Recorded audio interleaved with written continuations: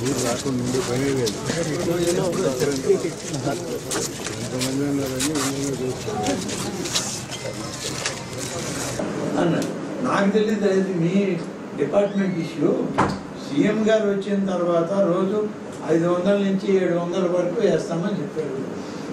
నాకు అది తెలియక నేను రాత్రి కలెక్టర్ని అడిగితే ఎంత సార్ వాళ్ళు 100-150 కూడా వేసలేరు అన్నాడు ఆయన.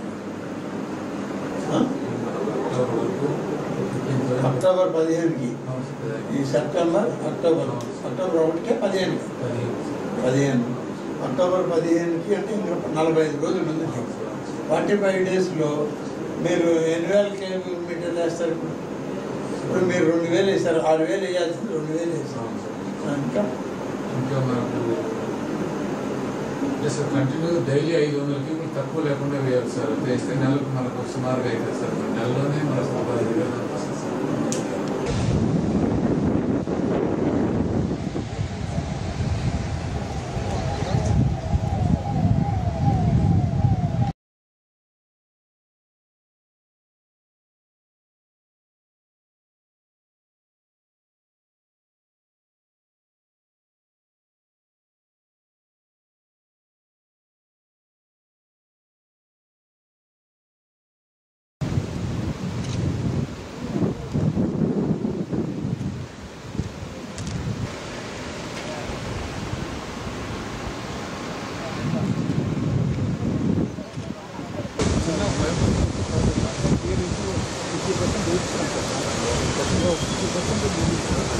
అప్పుడు కంటిన్యూ చేసేయాలి కదా. ఎమర్జెన్సీ వర్క్ కదా.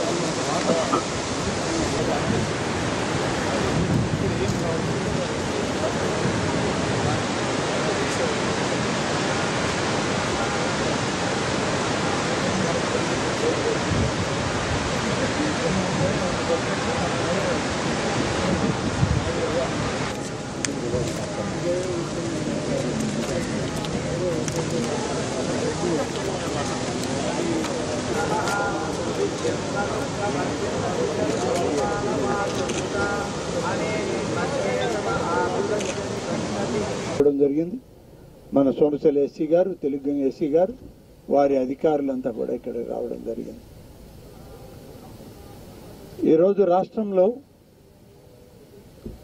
మన ప్రభుత్వం వచ్చిన తర్వాత, ఏర్పడిన తర్వాత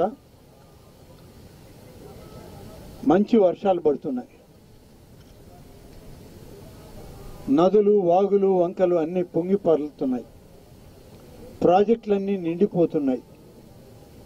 ఎక్కడ చూసినా జల ప్రవాహమే కనబడుతూ ఉంది. గడిచిన 2-3 రోజులుగా గుంటూరు జిల్లా నుంచి పై ప్రాంతం వరకు, శ్రీకాకుళం జిల్లా వరకు తుఫాను హెచ్చరికలు, భారీ వర్షాలు వస్తాయని చెప్పి ఇచ్చినటువంటి సమాచారం మేరకు 3 రోజులుగా ఉత్తరాంధ్ర, ఉత్తరాంధ్ర ప్రాంతంలో ఉన్నటువంటి అధికార యంత్రాంగం, శాసనసభ్యులు, మంత్రులు, సాక్షాత్తు ఈ రాష్ట్ర ముఖ్యమంత్రి శ్రీ చంద్రబాబు నాయుడు గారు 3 రోజులుగా రాత్రింబవళ్లు మరి పర్యవేక్షిస్తున్నారు. ప్రతి 3 గంటలకు ఒక టెలికాన్ఫరెన్స్ పెడుతూ ఎలాంటి వాతావరణం ఉంది, నీటి ప్రవాహం ఏ విధంగా ఉంది, ఎన్ని లక్షల క్యూసెక్కులకు పెరుగుతూ ఉంది, పైనుంచి నీరు ఎంత ప్రవాహంతో వేగవంతంగా వస్తుంది, అలాగే వచ్చినటువంటి వాయుగుండం కూడా ఏ స్పీడ్లో నడుస్తుంది, ఈ విధంగా ఆ వాయుగుండం ముందుకు సాగుతూ ఉంటే ఎక్కడ భూమి మీదకు వస్తుంది, ఎన్ని కిలోమీటర్లు ప్రయాణం చేస్తుంది అనేటువంటి లెక్కలు, అంచనాలు, క్షణం క్షణం మారుతూ ఉన్నటువంటి వాతావరణాన్ని లెక్క వేసుకుంటూ నిద్రలేని రాత్రులు గడిపారు. ఈ రాష్ట్ర ముఖ్యమంత్రి చంద్రబాబు నాయుడు దగ్గర నుంచి మంత్రివర్గం, శాసనసభ్యులు, ఆయా ప్రాంతాల జిల్లా కలెక్టర్లు, అధికార యంత్రాంగం అంతా. నిన్న మొన్న చూసాం, 50 సంవత్సరాల తరువాత ఇంత పెద్ద ఎత్తున వర్షం వచ్చింది విజయవాడ, గుంటూరు పట్టణాల్లో అని చెప్పి మనకి ఇవాళ సమాచారం చూడడం జరిగింది. చాలా భయంకరమైనటువంటి పరిస్థితులు. నిన్న మొన్న నేను కూడా అక్కడే ఉన్నాను. ఒక గంట తేడాలో నేను బయలుదేరి నెల్లూరులో ఇక్కడ జరిగేటువంటి పరిస్థితులను చూడటానికి నేను ఇక్కడికి వస్తే, నేను వచ్చినటువంటి ఒక గంటకంతా గుంటూరు, విజయవాడ నగరాలకి బయట నుంచి ఎవరికీ ప్రవేశం లేకుండా రోడ్లన్నీ మూసేశారు.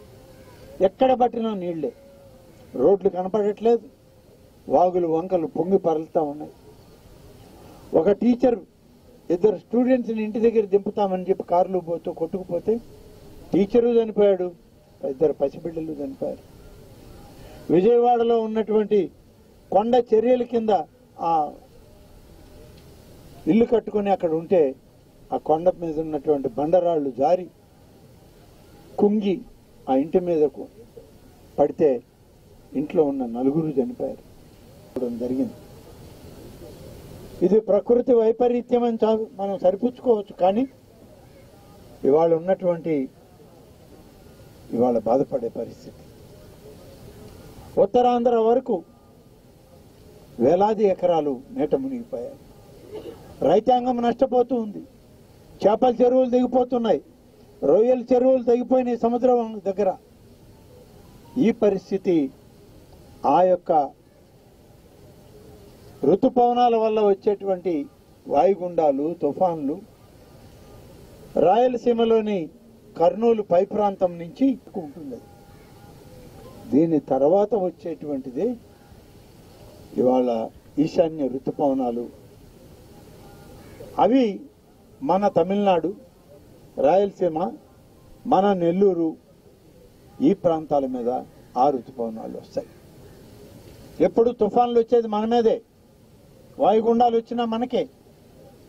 వీటన్నిటినీ దృష్టిలో పెట్టుకుని ప్రత్యేక శ్రద్ధ తీసుకోవాలి, ప్రత్యేకంగా మనకు ఉన్నటువంటి వనరులను కాపాడుకోవాలని చెప్పి సాక్షాత్తు రాష్ట్ర ముఖ్యమంత్రి మన సోమశేఖరరావు వచ్చి ఇప్పటికీ దాదాపుగా 11-12 రోజులు పూర్తయింది. ఆ రోజు ఇక్కడికి వచ్చినప్పుడు ఈ ప్రాంతాన్ని అంతా చూశారు. పైన డ్యామ్ పైకి పోయి చూశారు. 37 టీఎంసీల నీరు ఇవాళ సోమశేఖరలో నిల్వ చేసుకొని ఉన్నాం మనం. పైన ఉన్నటువంటి అన్నమయ్య ప్రాజెక్ట్ పూర్తిగా కొట్టుకుపోయింది. రాయలసీమలో వచ్చినటువంటి వరద కృష్ణా నదికి వచ్చిన, తుంగభద్ర జలాలు పొంగి పొరలిన ఆ జలాలన్నీ కూడా ఇవాళ రాయలసీమ ప్రాంతంలో ఉన్నటువంటి అన్ని చెరువులు కూడా నిండే పరిస్థితికి వచ్చేసింది. ఇక మన ఋతుపవనాలు వచ్చేటప్పటికి అన్ని రిజర్వాయర్లు నిండిపోతే నీటిని నిల్వ చేసుకునే సామర్థ్యం తర్వాత మన దగ్గర ఉండదు. మనం కూడా వరదని సముద్రానికి వదిలిపెట్టడం తప్ప మరొక మార్గం లేదు. కానీ గడిచిన 2.5 సంవత్సరాల కాలంలో అన్నమయ్య ప్రాజెక్టు దెబ్బతిన్న తర్వాత ఆ వరద ప్రవాహంలో నెల్లూరు జిల్లా, ఇప్పుడున్న తిరుపతి జిల్లా వరప్రసాద్ అయినటువంటి మన సోమశిల ప్రాజెక్టు ఏదైతే ఉందో, మన పూర్వీకులు పెద్దలు ఈ జిల్లా రైతాంగం యొక్క అవసరాలకు కావాలని చెప్పి దాదాపుగా 6 దశాబ్దాల పోరాటంలో సాధించుకున్న సోమశిల ప్రాజెక్ట్ స్వర్గీయ ఎన్టీ రామారావు గారు వచ్చాక 78 టీఎంసీలకి దాన్ని పెంచి నెల్లూరు, చిత్తూరు జిల్లాలకే కాదు తమిళనాడు దాహార్తి తీర్చడానికి కూడా ఈ ప్రాజెక్టు ఉపయోగపడాలని పెట్టినటువంటి ప్రాజెక్ట్ ఈ సోమశిల ప్రాజెక్ట్. మరి ఈ ప్రాజెక్టుకి ఒక ఇబ్బందికరమైన పరిస్థితి వచ్చింది. ఈ ప్రాజెక్టులో కొన్ని దుస్సంఘటనలు జరిగాయి గతంలో. అది మానవ తప్పిదమా, ప్రకృతి వైపరీత్యమా మనం అంచనాలు వేసేదానికన్నా జరిగిన నష్టాన్ని పూర్తి చేసుకోవాలని చెప్పి ప్రభుత్వాలకు విజ్ఞప్తి చేశాం. గత ప్రభుత్వంలో 4 సంవత్సరాల పాటు 4 సంవత్సరాల పాటు ఏకధాటిగా పోరాటమే చేశాం. ఈ ప్రాజెక్టుకి మంచి చేయండి అని పట్టించుకున్న పాపాన పోలేదు. 97 కోట్ల రూపాయలు మంజూరు చేస్తే కాంట్రాక్టర్లకు విడుదల చేసింది కొద్ది మొత్తం అయితే వాళ్ళు పనులు చేయమని చెప్పి వెళ్ళిపోతే కోర్టులకు పోతే కోర్టులో వాళ్ళకి డబ్బులు విడుదల. ఈ పని చేయడానికి ఇవాళ ప్రభుత్వం చిత్తశుద్ధితో పనిచేస్తూ ముఖ్యమంత్రి గారిని స్వయంగా పర్యవేక్షించండి అని అడిగితే ఆయనే ఇక్కడికి వచ్చి ఇంజనీరింగ్ అధికారులతో మాట్లాడారు. స్థానిక ప్రజాప్రతినిధులతో ఎమ్మెల్యేలు, ఎంపీలు, మంత్రులు అందరితో మాట్లాడి దీన్ని వెంటనే మొదలు పెట్టండి. ఈ సోమశిల ప్రాజెక్టు ఇది ఒక వరప్రసాదిని, దీన్ని కాపాడండి అని అంటే మొదలు పెట్టడం అన్నీ చేస్తామని చెప్పి ఆయనకు హామీ ఇచ్చారు. మేము కూడా విశ్వసించాం. ఈ పని చేయడం వాళ్ళకి పెద్ద సమస్య కాదు కాబట్టి చేస్తారని మేము కూడా ఆశించాం. 3 మాసాలుగా అంటే 1.5 నెల గతంలో మేము ఇది అడిగినప్పుడు ముఖ్యమంత్రి గారు వచ్చిపోయిన 15 రోజులు అన్నీ కలిపి 45 రోజులు పూర్తయింది. ఈ 45 రోజుల్లో రోజుకి 500 నుంచి 1000 క్యూబిక్ మీటర్ల కాంట్రాక్ట్ వేస్తామని చెప్పి దీని ప్రధాన కాంట్రాక్టర్ మాకు చెప్పడం జరిగింది, హామీ ఇవ్వడం జరిగింది. అధికారులకు దగ్గరికి వచ్చి ఒప్పుకోవడం జరిగింది. అంటే ఇప్పటికీ 1000 క్యూబిక్ మీటర్లు వేస్తే 45,000 క్యూబిక్ మీటర్ల కాంక్రీట్ వేయాలి. లేదు సగం వేసిన ఆయన 22,500 క్యూబిక్ మీటర్ల కాంక్రీట్ ఇక్కడ వేసి ఉండాలి. మొత్తం 45 రోజుల్లో వేసింది 2,000 క్యూబిక్ మీటర్లు. ముఖ్యమంత్రి గారు వచ్చిపోయిన తర్వాత మరీ దారుణం, కేవలం 1000 క్యూబిక్ మీటర్ల లోపే ఆయన కాంక్రీట్ వేయడం జరిగింది. మరి కాంట్రాక్టర్తో పని చేయించుకోగలమా లేదా, చేస్తారా లేదా? రేపు మళ్ళీ ప్రకృతి వికటించి మనకేదైనా ప్రమాదం జరిగితే మన పరిస్థితి ఏంది, మన ప్రాజెక్టు పరిస్థితి ఏంది అని అనుకుంటే బాధ్యత తీసుకోవడానికి ఎవరికి ధైర్యం చాలు. కాంట్రాక్టర్లు మేము బాధ్యతగా చెప్పలేమంటున్నారు, మేము వేస్తామన్న మాట ఇవ్వలేమంటున్నారు. వ్రాతపూర్వకంగా ఇవ్వమని ఎస్సీ గారు అడిగారు, జిల్లా కలెక్టర్ అడిగారు, సమాధానం చెప్పలేదు. కానీ ఇప్పుడు నేను వచ్చి ఎవరు బాధ్యులు, మీరు బాధ్యత తీసుకుంటారా అని మా ఎస్సీలను అడిగితే కాంట్రాక్టర్ యొక్క పోకడ చూశాక మేము బాధ్యత తీసుకోలేమనే పరిస్థితి వాళ్ళకు ఉంది. ఇవాళ ఎస్సీ గారు చెప్పారు, ఇక్కడ ఒక కెనాల్ ఉంది, ఆ కెనాల్లో కాంక్రీట్ వేయాలి. గతంలో ఇది డ్యామేజ్ కాకముందు కొంత వేశారు, ఇప్పుడు ఒక 3,000-4,000 క్యూబిక్ మీటర్లు వేయాలి అంటే నీళ్లు వస్తున్నాయి. ఆ నీళ్ళన్నింటినీ డైవర్ట్ చేయాలి. డైవర్ట్ చేసి 3,000 క్యూబిక్ మీటర్ల కాంక్రీట్ వేస్తే కొంతవరకు మనం ఆ ప్రాంతం వరకన్నా దాన్ని నిలబెట్టుకోవచ్చు అన్నారు. ఎన్ని రోజులు పడుతుందంటే 10 నుంచి 15 రోజులు పడుతుంది.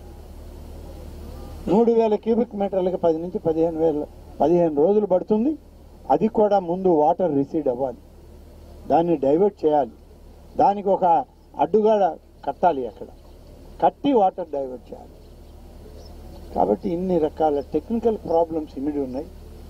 ఇక్కడ పని చేస్తున్న కాంట్రాక్టర్లు అయితే ఏ మాత్రం కూడా బాధ్యత లేని పద్ధతుల్లో వాళ్ళు పనిచేస్తున్నారు. తప్పకుండా ఈ యొక్క విషయాన్ని రేపు మళ్ళీ మా ఇంజనీరింగ్ అధికారులు సోమశిల ప్రాజెక్ట్ మాట్లాడి ఏమి చర్య తీసుకోవాలనే దాని మీద పూర్తి స్థాయిలో ఒక ఆలోచన చేసి ప్రభుత్వం నుంచి ఆదేశాలు ఇవ్వడం జరుగుతుంది.